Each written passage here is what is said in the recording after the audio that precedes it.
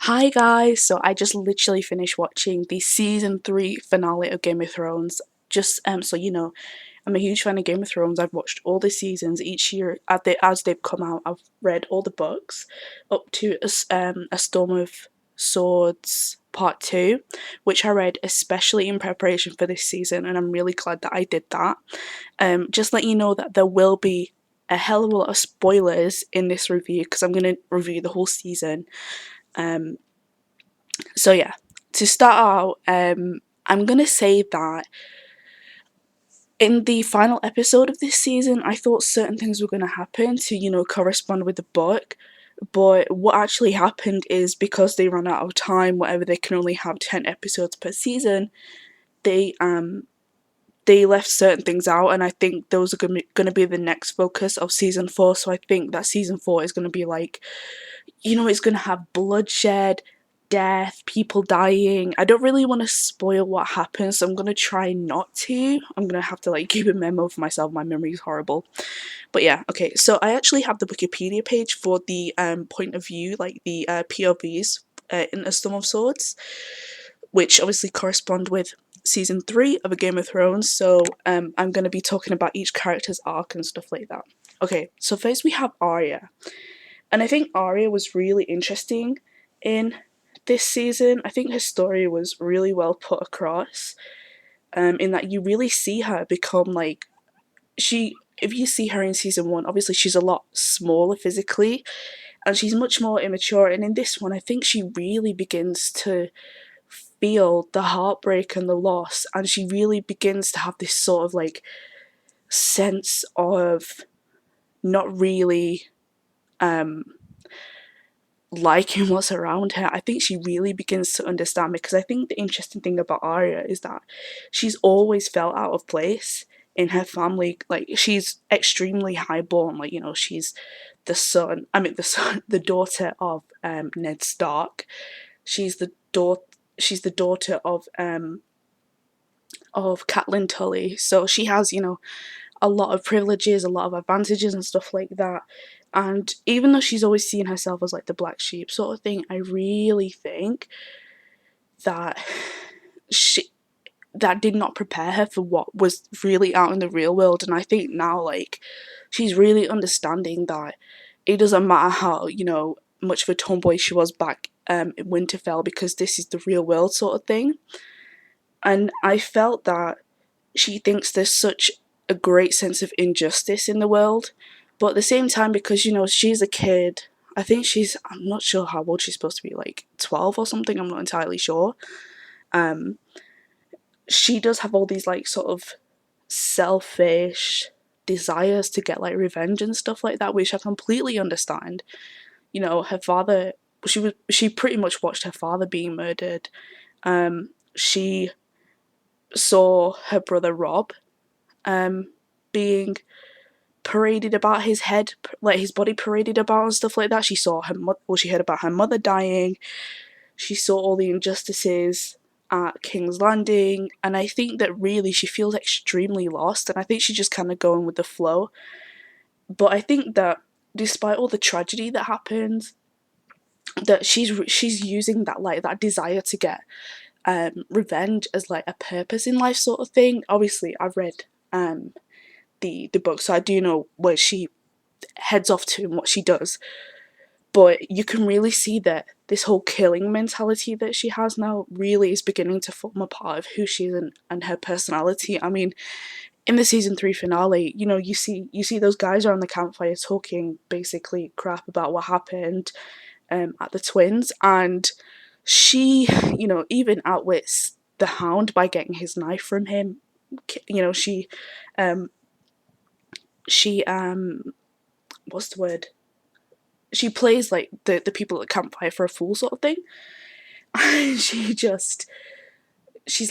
very devious and she's very sly, and I think that's gonna get her very far. But at the same time, I kind of feel like her hot-headedness is gonna be a bit of a problem, and I think that she's gonna have a lot of issues in the future with her emotions, which I completely understand. So it's gonna be interesting to see where she ends up, if she's gonna be completely overwrought by her trauma, her pain, or whether she's going to become very ruthless and very cold, which I think is extremely interesting because it kind of defies all the gender norms sort of thing. Plus, I think I don't really know much about Essos society, but maybe she'll have more of a maybe she'll fit more into Essos society. Were she to go there, I'm not saying that she's gonna go there. Okay, so that's it for Arya. Jon Snow. Now, Jon Snow was kind of interesting. Like his whole storyline ties in with Ygritte, and the thing is, I'm not sure whether I like Ygritte or not. I think I'm very neutral on her, but I can kind of see, like, I understand where he's coming from and his allegiances, but I think the way they portray it this season, or maybe I'm just biased because I have read the books, I don't think that the wildlings are meant to be bad people. I think they're just escaping and they're making a way of life, escaping like the you know the horror of the White Walkers by doing what they do best, and that is surviving in pillaging, raping, stealing, killing, and stuff like that. That's their way of life. Like personally, I don't agree with it, but that's what they've had to do in order to get where they are.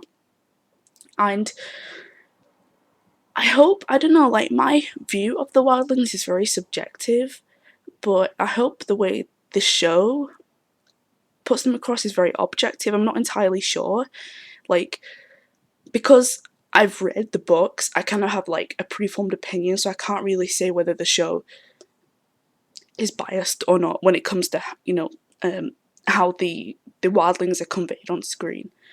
So I understand that you can't really say that what Jon is doing is right, but neither can you say it's wrong. It is what it is. He's caught in a situation and he has to get out of it. It's a world where you either win or you die, as he says. So Jon, I think, is very much trying to win. So yeah, I think that his whole angle with Ygritte was interesting, and I know that it kind of opened him up to be more of a man sort of thing. But I think he's very much still.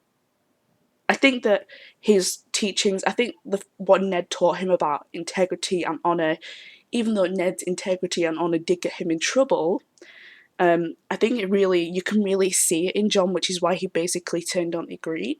And also you can see in Ygritte, like, she does have her priorities as well.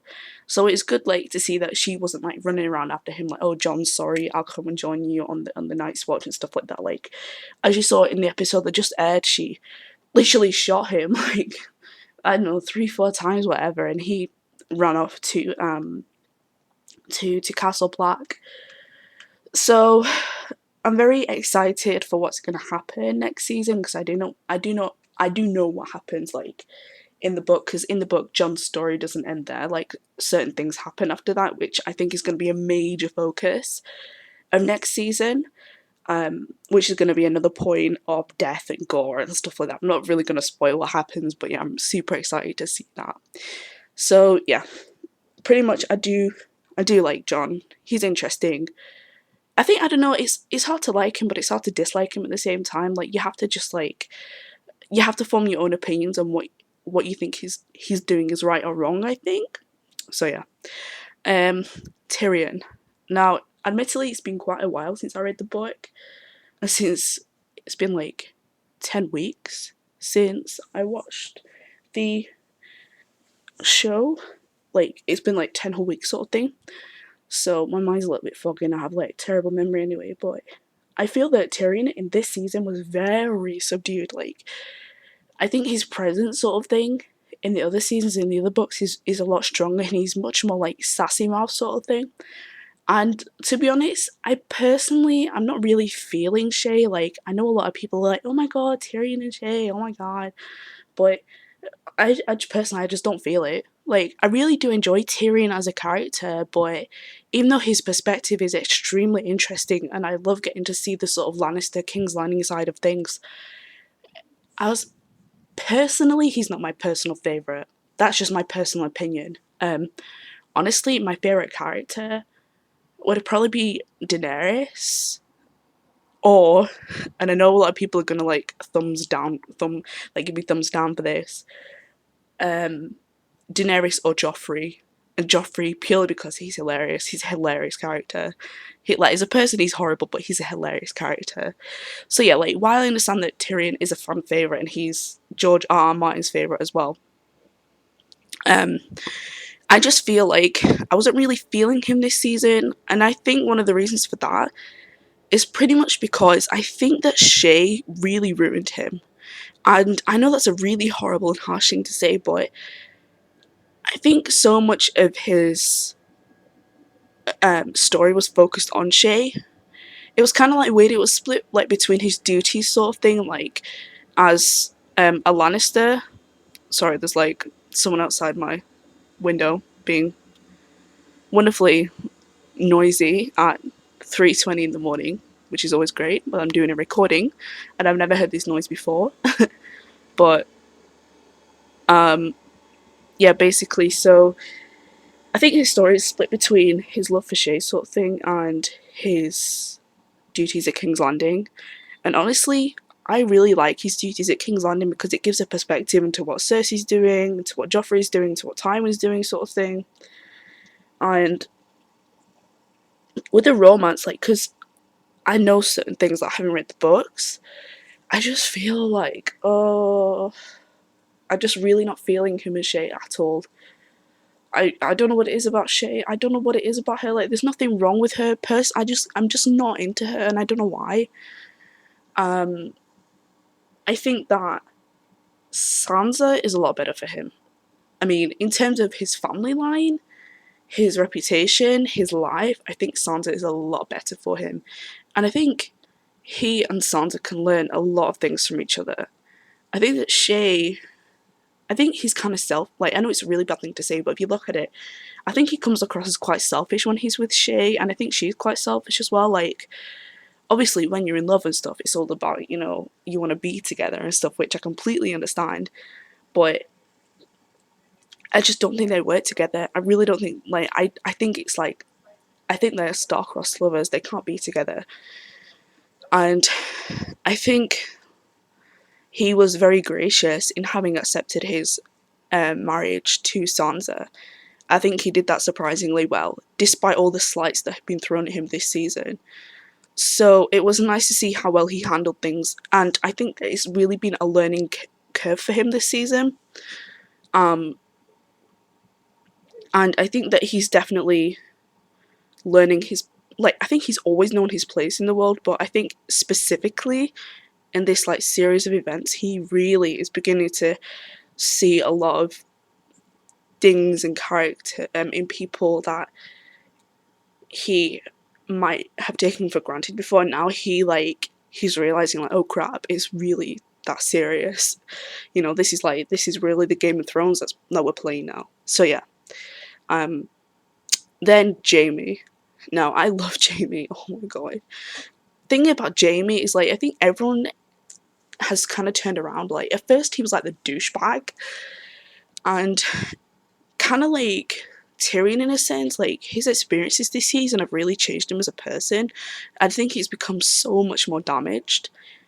But I think a lot of people like now have turned around and said, "Oh my god, I love Jaime. Like, he's such a great guy." I don't think he's that great a guy. I really don't think he's that great a guy. I mean, I don't know whether he's gonna turn around and say to Cersei, like, look, you've got to cut your crap. Like, I know that I think he kind of scared himself with his feelings for, like, his development with Brienne sort of thing. And I think that kind of, like, really put him outside of his comfort zone being Cersei, being, like, in this role where he basically is a knight.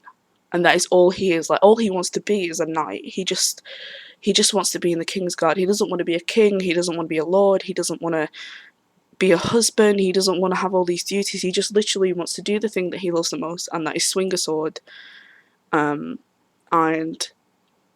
go home to Cersei every night. And having been taken out of that situation, being put into such, like, he lost his hand, for frig's sake. That's traumatic.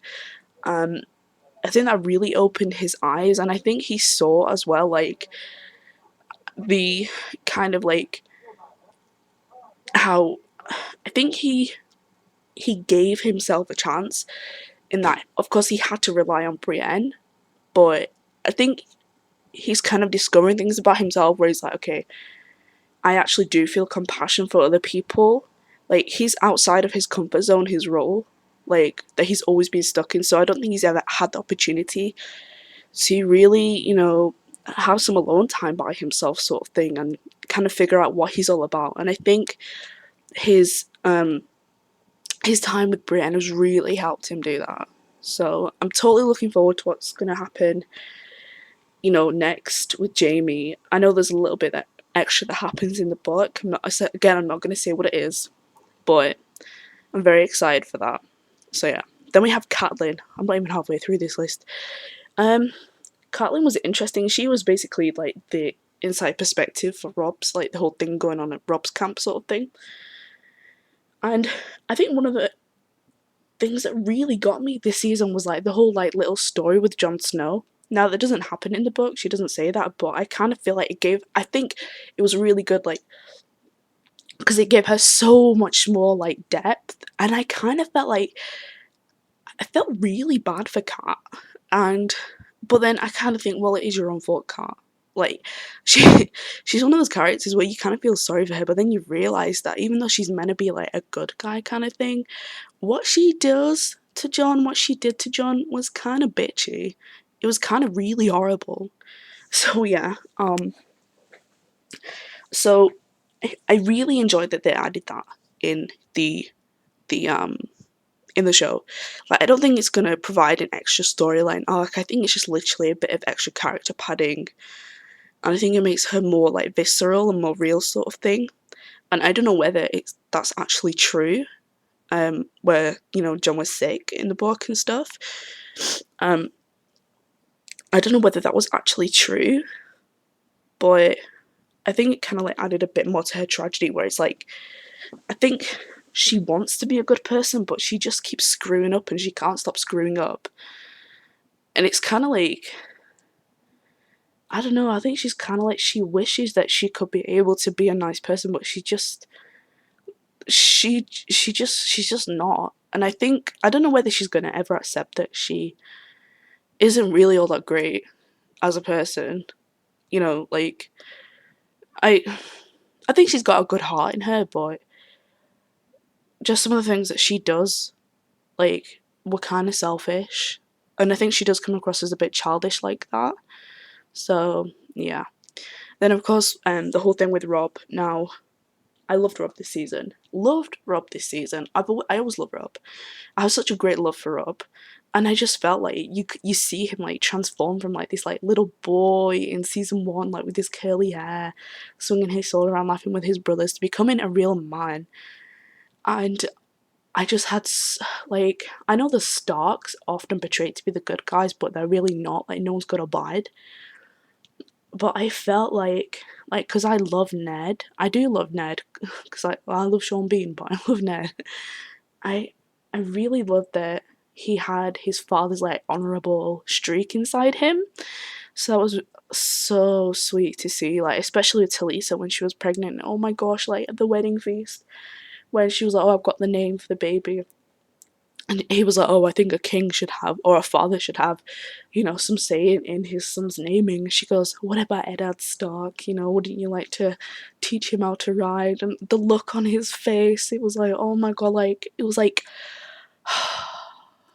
I just think Richard Madden has a perfect puppy dog face. Like, so he carried that off very well. And I just thought, you know what, even though, obviously I knew what was going to happen, even though he had been surrounded by all this war and all this death and stuff like that, I thought that was like, for him, that would have made everything alright. It would have made everything so much better. Like, he would have really genuinely looked forward to his son being born. And of course, he was slaughtered, and all of his men, his wife, his baby, his mother, everyone was killed. So that's whatever. But yeah, kind of tragic. But then again, this is the Game of Thrones. You will know you die, and I guess it opens up like a whole bunch of new opportunities. So I don't know whether George R. R. Martin said it was really hard for him to kill off Rob, but I can't really say it was for the best or for the worst. Like, I don't know if there is a best or a worst in a Game of Thrones. I think there's just a series of events, and it's either you take it or you leave it, and it is what it is. Like, things happen, things move on, you have to keep up with the time sort of thing. So I think that was just, I think his death, like, was really tragic, and I think they were trying to play in the heartstrings when they included Talisa, like he should have known not to bring her, but he did, and obviously the writers brought her in for that sort of, like, extra heart-wrenching element sort of thing. But, you know, gotta just play the Game of Thrones, I guess. Oh yeah, Rob's dead. Tywin is on the up. And then, of course, we have Walder Frey. God, I hate Walder Frey. I hate him with a friggin' passion. And honestly, like, I would be interested to see into his perspective, to see what's really going on. Like, I understand that he's trying to, like, he's pretty much doing what Tywin is doing, and that is securing his family line by doing whatever he can. But honestly, I just feel that he would, like, Tywin would screw him over in a second. Tywin doesn't have loyalties to anyone but his own family, which he pretty much made very clear in this episode when he talked to Tyrion at the beginning. So I think Walder thinks he's like some sort of genius or something, and he's really not. And I just really don't like him. I don't think anyone liked him. I would be interested into seeing, like, into his perspective and everything, but I'm just, the phrase, whatever, who cares?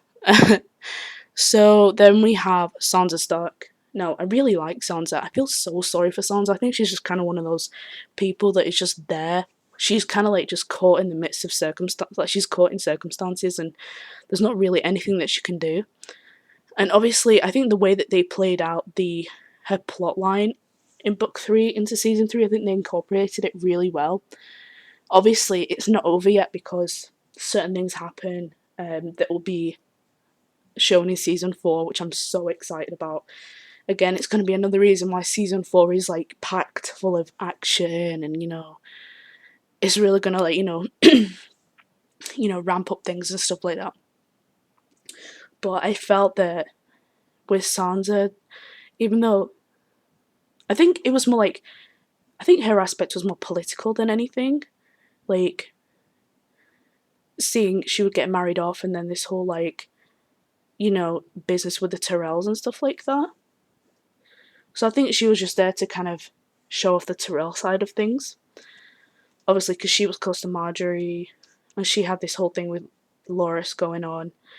Oh my god, it was so funny. Like, with Marjorie, I really like Marjorie. As a side note, like, I don't know whether I can trust her or not, but I really like her. She's very sly, she's very devious, and she's a funny character. I really do like her.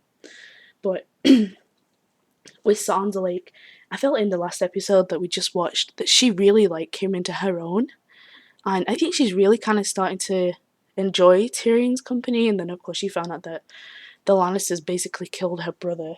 So I don't know how she's going to react to that, but I kind of completely understand why she decides to do what she does next season. So, yeah. I think Sansa's story is very slow building, but I hope that it's going to get a bit faster paced, because I think her story is actually really interesting. I think, again, she's... The sad thing about her, I think she's just seen more as a pawn than anything else. Like, she's the key to Winterfell, to power, sort of thing. And there are a lot of people arguing over her. And I think she's just a piece on the chessboard, which I think is really tragic. So I do enjoy when we get to see, like, more intimate moments with her where she does actually have a personality and she has her own thoughts and feelings about certain things. I do like that side of Sansa. So Davos, okay. I love Davos. I love Davos Seaworth. I love him so much. I think he's like such a random character to really like. Maybe I just really love the actor, but I think that Davos Seaworth is genuinely I think he's an honest man, even though he might be a little bit misguided. I think he's kind of like Stannis Baratheon's version of Ned Stark. Like, I think, like, Davos is to Stannis is what Ned was to Robert. Sorry, I was just taking a drink. And I think it's really interesting because he gets to give us a perspective into what Stannis is planning. And of course, Melisandre. Speaking of Melisandre, I don't know whether this whole Red God thing is true. I mean, there's so much evidence for it and stuff like that, and obviously her meeting with Thoros of Myr from the Brotherhood Without Banners was really, I think it really showed that, religion and magic and stuff like that, whatever, it's starting to come back into the world, and she's a big part of that, maybe. But I don't know whether I can trust her. I think, again, she's much like anyone else. She's doing what she does for the sake of her family, but in this case, for the sake of her god, her religion, and to drive away the night and stuff like that, whatever. So while I think she's one of those characters, like, where she's doing the right thing, but she's going the wrong way about it, and I think she's doing it not because she wants to help the people, but because she wants to serve her god. I think she's doing it out of selfishness. I think she's doing it because she just wants to serve her god, not for anything else. Like, honestly, I think if her god told her to kill Stannis, that she would, So, sorry, it's just summer and I've got a really bad cough. So yeah. So I honestly, I don't really trust her. And the moment, I think, like, even though obviously she wants to take away the night terrors and sort of thing, which obviously means the White Walkers, I think that I would not be entirely surprised if she turned around and basically screwed everyone over for a different cause because her god wanted her to do it. So yeah, that's my feeling on Melisandre. I actually really I don't know, Stannis is weird. I kind of do like Stannis, but I kind of don't. Like, I think he's very boring, but at the same time I think he's filled with a sense of purpose. And obviously I'm not gonna spoil anything, but he does have an integral role in season 3, which further the events of the book and stuff like that. So it's necessary to see him, and I think his relationship with his daughter Shireen, oh, she's so sweet, bless her. But I think his relationship with Shireen is very strange, sort of thing, and I wish he could open his heart a bit more, show a bit more compassion towards her, because I think she really does want her dad to love her. And I'm really glad that, then again, coming back to Davos can really provide that sort of, like, company for Shireen. They didn't include Shireen's, like, fool called Patchface from the book into the season, so I think, like, Davos is a really good companion for her, so that's sweet to see. Like, I think Davos is, like, a kind man, a stout man, an honest man, a very a very grim man, but a very honest man, and I do like that about him. So yeah. We also have Daenerys Targaryen, one of my favourite characters, if not my favourite character. Now, admittedly, in the book, she didn't have a whole lot going on, so I think they covered pretty much everything in the book that they covered. They pretty much covered everything in the book in this season, I think. I can't remember. It's been a while since I read the book. But basically, she goes around, like, liberating all these cities and stuff like that. And her portions were few and far between. But one of the things I noticed about Daenerys, and I don't know whether I don't know whether I'm liking this or not, is that she's very, like, don't get me wrong, I really like Daenerys, I do, but the more she becomes a queen, and even though she does stay in touch with her people, I think she's becoming a bit arrogant, and I don't know whether that's going to get her into trouble. Arrogant in the sense that I think she's absolutely doing the right thing in putting herself forward as a powerful character, a powerful player in the game sort of thing, and a powerful figure. More importantly, a powerful female figure, and as the rightful queen of Westeros. But I just think I have this fear that maybe she's gonna get a little bit too big for her shoes, and I honestly do not trust Dario Naharis. I don't trust him. I really don't trust him. He just like he's very handsome, don't get me wrong, but he just has that look about him where I would not put my affairs into his hands. I would not. So it'll be interesting to once again look more at Daenerys, especially as the dragons are growing. Um, and I really love. I was on about Meraxes. Meraxes isn't one of her dragons. That's completely irrelevant. Her dragons are Drogon, Rhaegal, and Viserion. I think. Um, so yeah, it's nice to see her dragons like growing and stuff like that.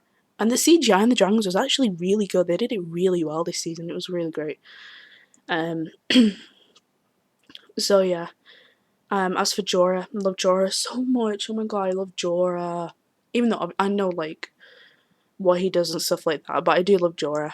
Um, and I think it's clear to see his love for Daenerys. It's so sweet, bless him. So yeah, I like having the Jorah insights and stuff like that, but I wish they would show more of his personality as opposed to just his duty.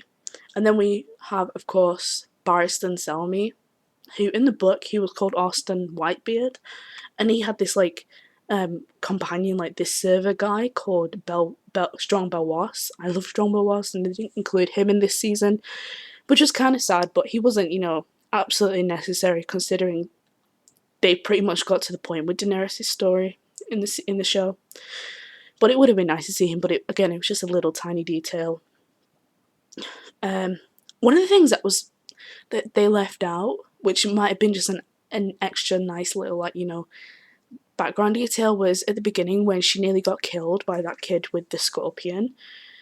It would have been interesting if they could have actually inserted the whole sorrowful men storyline. Like the sorrowful men are basically like this group of assassins, and before they kill you, they say, "I'm so sorry," and then you die, whatever.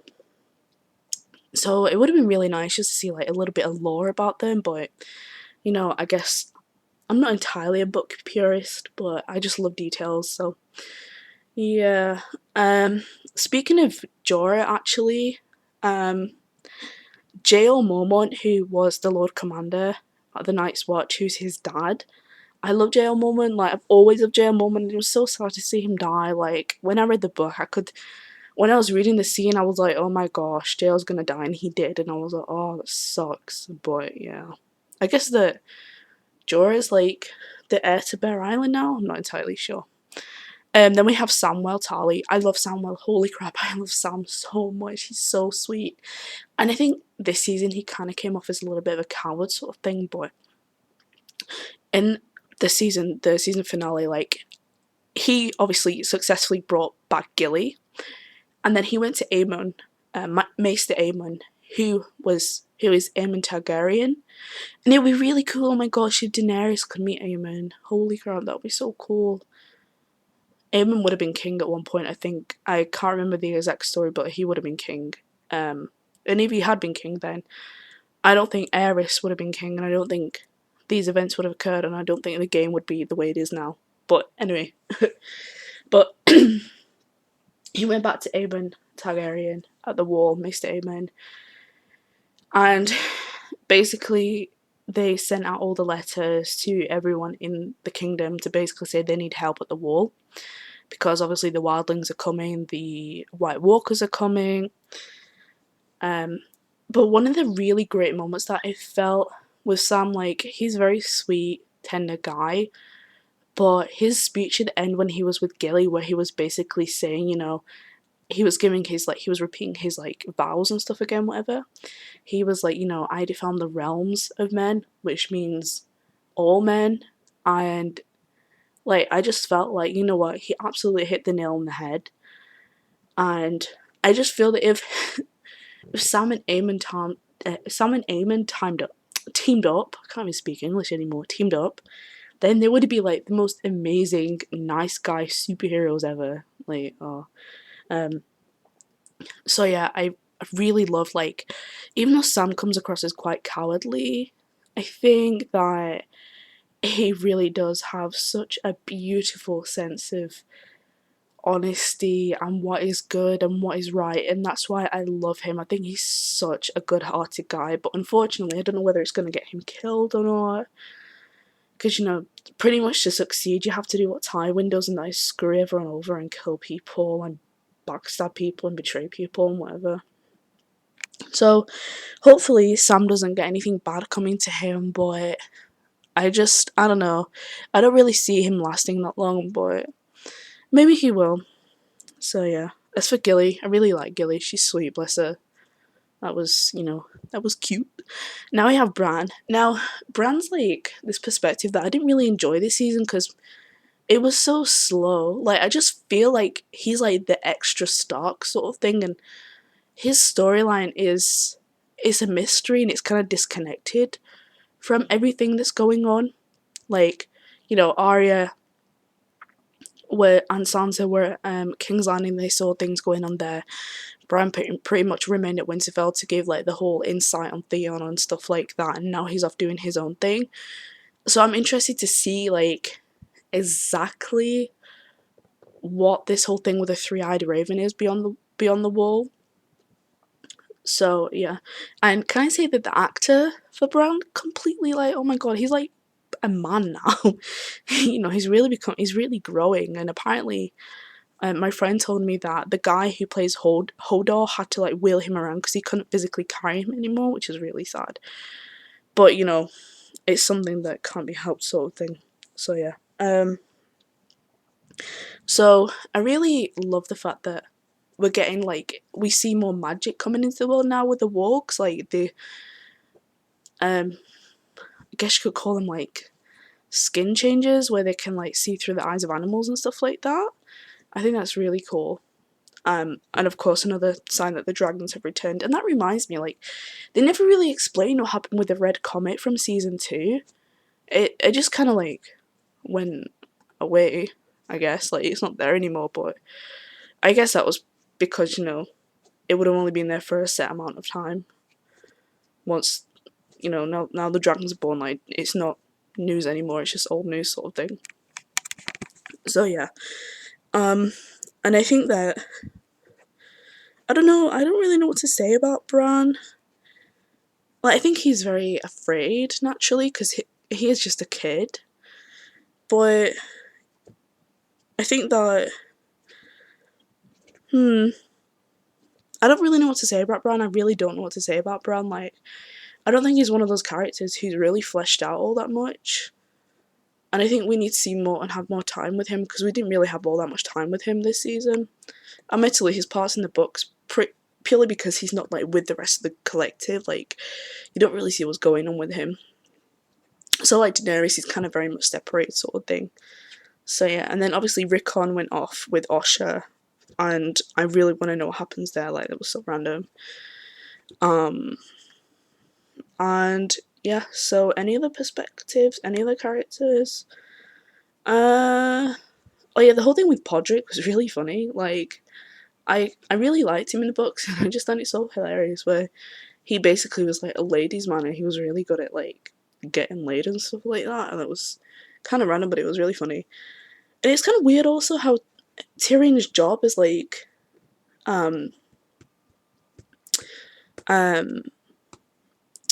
was it master of money, master of coin or something?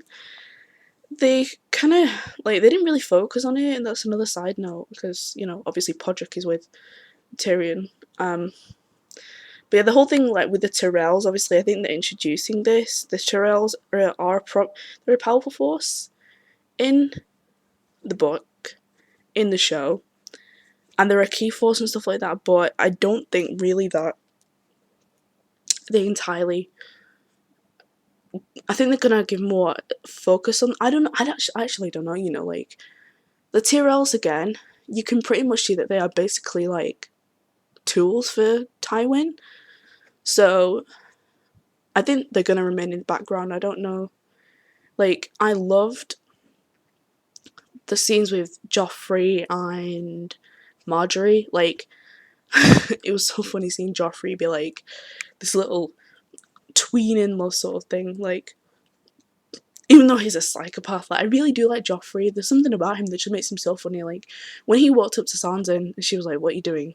He's like, "Oh, I'm walking you down the aisle because I'm the father of Westeros. I'm the father of the realm," sort of thing. I was laughing so hard. Like he has such a little shit-eating grin on his face. I love him so much.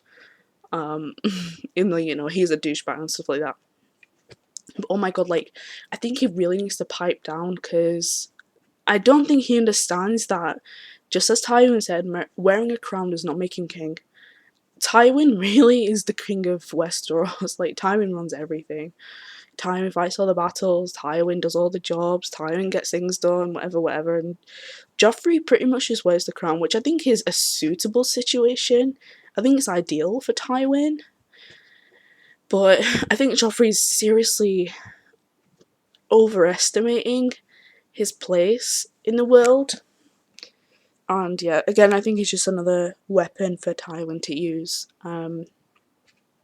So yeah, Balon Greyjoy, mm, what he did to, like, when he basically says Theon isn't my son, like, Theon isn't a man, he's just whatever, like, whatever.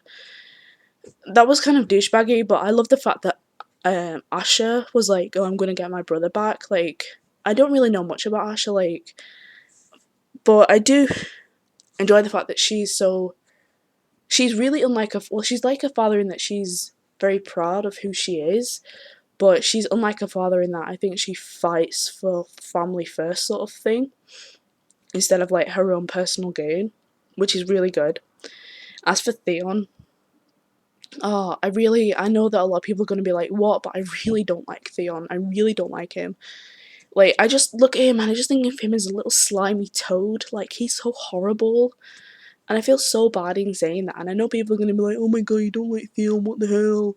But I just genuinely don't. I just don't think he's an appealing character. Really don't think he's an appealing character at all. What he did to his family, aka the Starks, because they raised him, was atrocious. What he did to Bran and Rickon was atrocious. What he did in Winterfell was atrocious. All for his father's approval, and look what it did. Like, because he couldn't sit back and think for a second and use his head. He pretty much got himself screwed over, and of course, Ramsay Snow came in, aka the Bastard of Bolton, the Bastard of the Dreadfort, came in, completely screwed him over. And I love Ramsay Snow, like, he's horrible. But again, like, the way Rion plays him is wonderful, it's beautiful. Like, he's such a good actor. And I think you could really see, like, I think Ramsay was really one of those characters that really stuck out this season. One, I think because he's new, but two, because, like, he's so eccentric and screwed up. You think, oh my god, what is wrong with you? But I really hope to see more of him. I hope to see him and his father, Roose Bolton, meet up, of course, because Roose was planning with Walder Frey and Tywin Lannister to screw over Robb Stark at the Red Wedding. He was the one who put the knife in Robb Stark and gave him the final blow sort of thing. So I really would like to see them, meet up. And even Roose Bolton was like, my son has his way of doing things. He even acknowledges the fact that his son is really screwed up. So, I really wonder, like, what's going to happen now to Theon. I think that, I know, like, having his, like, manhood removed is a little bit, well, it's extremely extreme. But I just think the fact that he was so into those girls, like, after what he had done, like, I'm not trying to, like, slut shame or anything like that, not at all. But, like, after being, like, so much pain and, like, tortured and beaten up and lied to and whatever, like, on it, personally, I would not be, getting my groove on with, like, someone else if I was in that situation at that exact time. Like, it just shows to go how Theon is I think, very immature in his thinking. And I think he still has a lot of maturing to do. And I think even though what Ramsay is doing to him is horrendous, like, I would not wish it on anyone, I think maybe it's going to be the best for his ego. I don't know whether Theon's going to survive it, but maybe it's going to be the best for his ego. Maybe it's going to give him a bit of perspective of how small he is in this world. If even his father says to him, Theon is not my son because he's not a man, because he had his penis removed. Like, I think Theon really needs to understand that his true family were the Starks, and the Starks would have bent over backwards for him. They did. They went so far beyond necessary for him, even though he was a hostage, pretty much. But I just hope that he realizes that what he did was awful. It was terrible, and he should really have just not did what he did for vanity and for approval. I think he should have stuck to his guns and just supported, Rob in the war and stuff. I really do. So, yeah, I think that's pretty much everything covered. I probably missed like a hell of a lot of things. Oh, the Hound. Love the Hound. Love the Hound so much. Like, oh, can't wait. I hope the Hound has like chapters and stuff in the next books. I don't think so. But oh god, I would love to see the Hound, like more of his history, more of his perspective. I just think it'd be so interesting to read into. So his whole thing with Sansa, like I know they weren't officially together, and I don't even know if it was meant to be like suggestive between him and Sansa, but like I just thought like last season, like holy crap, you could see like the look on his face whenever he was in front of Sansa, like oh god, I ship that, and it's so wrong, but I ship it so hard. So, so yeah, that's pretty much my season 3 review of Game of Thrones. I'm really excited for season 4. I think there's going to be a hell of a lot of stuff going down. I know a lot of things that are going to happen, and I don't know whether they're going to pull things from A Feast for Crows, which is book 4, into season 4, which they probably will, like, I don't know, I'm not entirely sure, because I think A Feast for Crows is, like, an alternative, like, view of the events of A Storm of Swords. I don't really know. I really don't know. I haven't read it yet. So I'm going to have to read that before, like, next year, which I'm definitely going to do, because I'm so into Game of Thrones right now. Definitely the best series on TV at the moment. And yes, a hell of a lot better than True Blood at the moment. I'm just saying that right now, and I know I'm going to get thumbs down again. But as always, I'm just saying this review is entirely my opinion. This is my perception of what happened. Please, comment, rate, whatever. Talk about what happened, like, because I really loved season 3 a lot. I think even though it was very slow building, even though, like, the final episode was kinda, the final episode was kinda, like, anticlimactic, I think it really means that season 4 is going to have a hell of a lot of stuff in it, and I'm so excited to see what happens. So, yeah. Good season overall. A little bit slow moving, but I think it, like Deathly Hallows Part 1, this is a good example, I think, kind of built the foundation for like the big event for Deathly Hallows Part 2. I think this season 3 is built the foundations for what is going to happen next season, and events are going to transpire, and like the poop is going to hit the fan. So, yeah. So again, just I hope you like this. I know it's super long, but I had so much to talk about. I love Game of Thrones, and yeah, hopefully more of these. And True Blood is starting like in a couple of weeks. Well, I think next week. I think I'm not entirely sure. I'm gonna have to check up on it. So I'm gonna be doing my weekly reviews of that, which I did last year. And God knows how popular they were. But yeah, so please feel free to give your opinions, your views on what happened in the Game of Thrones this season. And yeah, have a good evening.